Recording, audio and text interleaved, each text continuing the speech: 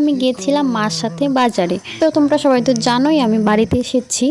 মা বাজারে যাবে, তাই মাকে বললাম যে মা আমিও বাজারে যাব, আমিও অনেকদিন থেকে বাজারে যাই না। বাজারে গিয়ে সবার প্রথমে চা খেলাম। আমার চা খেতে খুবই ভালো লাগে, আমি মার সাথে কোনো জায়গায় গেলেই চা খাই, আমার চা খেতে খুবই ভালো লাগে। আমরা চা খেয়ে চলে গেলাম গালামাল দোকানে, দেখতেই পাচ্ছ। তারপর চলে গেলাম সবজির বাজারে।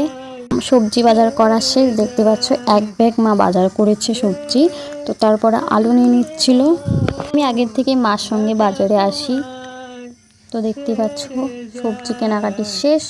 এখন আসার সময় দেখছিল বাজারে দুধ, তো মা বললো যে দুধ কিনে নিয়ে যাই।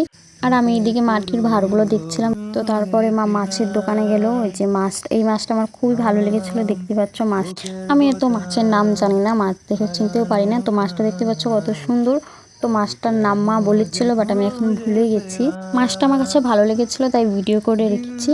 ওখান থেকে মাছ কিনে চলে গেলাম চিকেনের দোকানে। আমাদের বাজার কমপ্লিট। তো গাইস ভিডিওটা এখানে শেষ করছি, টাটা।